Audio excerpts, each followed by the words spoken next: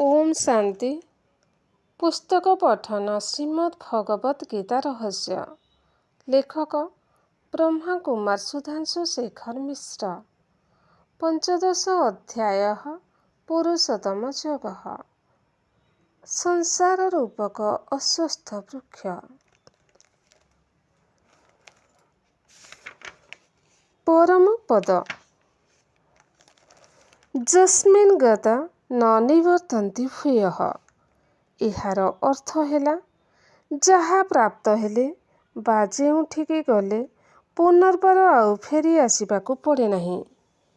ଏହି ବାକ୍ୟର ବ୍ୟାଖ୍ୟା କରିବାକୁ ଯାଇ ସାଧାରଣତଃ ଟୀକାକାରମାନେ କୁହନ୍ତି ଯେ ପରମାତ୍ମାଙ୍କ ଅଂଶ ବିଶେଷ ହୋଇଥିବାରୁ ଆତ୍ମା ଶରୀରାଦି ବନ୍ଧନରୁ ମୁକ୍ତ ହେଲେ ତାଙ୍କ ସହିତ ଲୀନ ହୋଇଯାଏ ଏବଂ ଆଉ ପୃଥକ୍ ହୋଇପାରେ ନାହିଁ, ଅର୍ଥାତ୍ ଆଉ ଥରେ ସଂସାରକୁ ଫେରେ ନାହିଁ। ଏହା ହେଉଛି ସେମାନଙ୍କ ମତରେ ମୁକ୍ତି।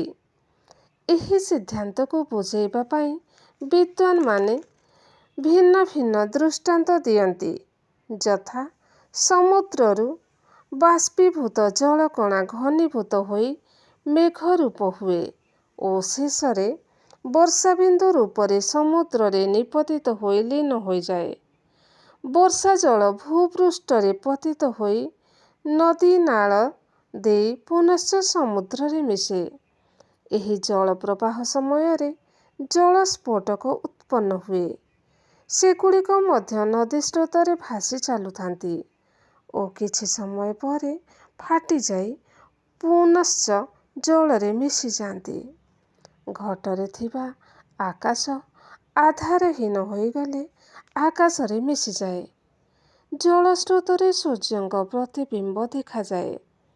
ପାତ୍ରରେ ଥିବା ଜଳ ନିଃଶେଷ ହୋଇଗଲେ ଏଥିରେ ନିପତିତ ପ୍ରତିବିମ୍ବ ତାର ବିମ୍ବରେ ଲୀନ ହୋଇଯାଏ। ଏହିପରି ପରମାତ୍ମାଙ୍କ ବିଚ୍ଛିନ୍ନାଂଶ ଆତ୍ମା ଶରୀରାଦି ଆଧାର ସହିତ ତାଦାତ୍ମ୍ୟ ନ ରଖିଲେ ଶେଷରେ ସେହି ମୂଳ ଅଂଶରେ ଲୀନ ହୋଇଯାଏ।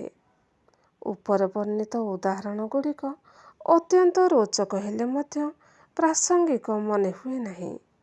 ପୂର୍ବରୁ ପରମାତ୍ମା କହିଛନ୍ତି ଯେ ସେ କ୍ଷରରୁ ଅତୀତ, ତେଣୁ କ୍ଷର ସହିତ ସମ୍ବନ୍ଧିତ କୌଣସି କ୍ରିୟାର ଉଦାହରଣ ଏହି କ୍ଷେତ୍ରରେ ପ୍ରଯୁଜ୍ୟ ହୋଇନାହିଁ। ଆତ୍ମା ଓ ପରମାତ୍ମା ଉଭୟେ ଅଜର, ଅମର, ଅବିନାଶୀ ଓ ବିକାର ରହିତ।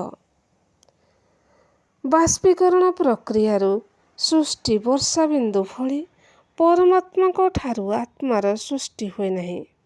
ଉଭୟ ପୃଥକ୍ ଓ ଭିନ୍ନ ଏକକ ସତ୍ତା ହୋଇଥିବାରୁ ଆତ୍ମା ପରମାତ୍ମାଙ୍କର ପ୍ରତିବିମ୍ବ ହୋଇ ନ ପାରେ।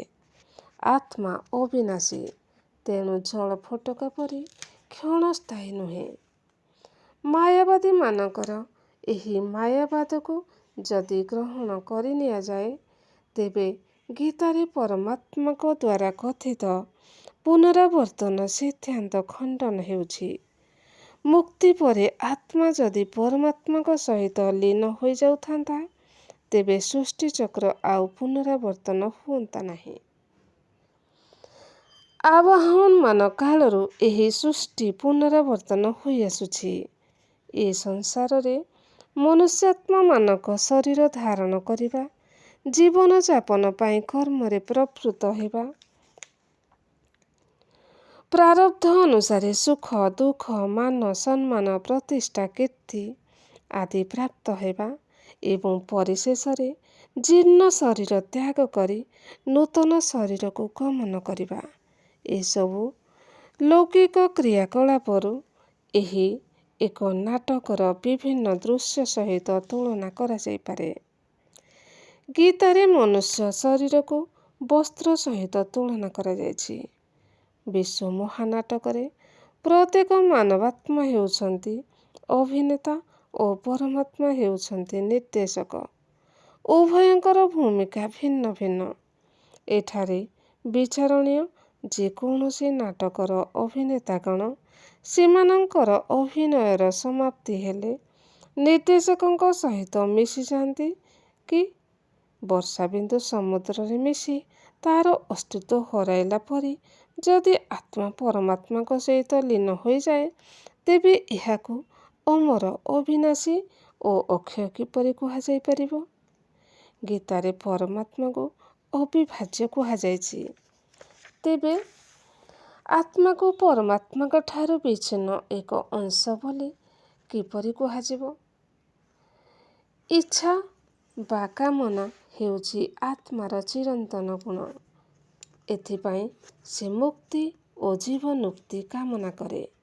ଏଥିରୁ ସୂଚିତ ହୁଏ ଯେ ଆତ୍ମା ଅବଶ୍ୟ କେବେ ମୁକ୍ତି ଓ ଜୀବନ୍ମୁକ୍ତି ଅନୁଭବ କରିଥିଲା, କିନ୍ତୁ ଏବେ ସେ ବନ୍ଧନ ଅବସ୍ଥାରେ ଅଛି।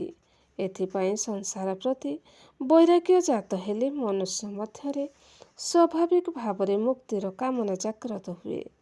ସେହିପରି ମୁକ୍ତାବସ୍ଥାରେ କିଛି ଜଳ ରହିଲା ପରେ ପୂର୍ବରୁ ଅନୁଭବ କରିଥିବା ସୁଖ, ଶାନ୍ତି, ଆନନ୍ଦ ଆଦିର କାମନା ଦ୍ୱାରା ଆତ୍ମା ମଧ୍ୟରେ ସ୍ଫୁରଣ ହୁଏ। ଏହି କାମନା ମନୁଷ୍ୟାତ୍ମାମାନଙ୍କୁ ପୁନଶ୍ଚ ସଂସାରକୁ ଆସି ଶରୀର ଧାରଣ କରିବାକୁ ବାଧ୍ୟ କରେ। ବିଶ୍ୱରେ ଜନସଂଖ୍ୟା ବୃଦ୍ଧି ହାରକୁ ଦେଖିଲେ ଜଣାଯାଏ, ସେ ପ୍ରତି ସେକେଣ୍ଡରେ ଜଣେ ଜଣେ ଶିଶୁ ଜନ୍ମ ହେଉଛନ୍ତି। ଏହା ପ୍ରମାଣ କରେ ଯେ ମୁକ୍ତିଧାମ ବା ବ୍ରହ୍ମଲୋକକୁ ପ୍ରୟାଣ କରିଥିବା ଆତ୍ମାଗଣ ବର୍ତ୍ତମାନ ମଧ୍ୟ ସୃଷ୍ଟିକୁ ଆସି ଶରୀର ଧାରଣ କରୁଛନ୍ତି। ସେଠାରେ ସେମାନେ ଚିରକାଳ ରହୁନାହାନ୍ତି। କ୍ରମଶଃ ଓମ୍ ଶାନ୍ତି।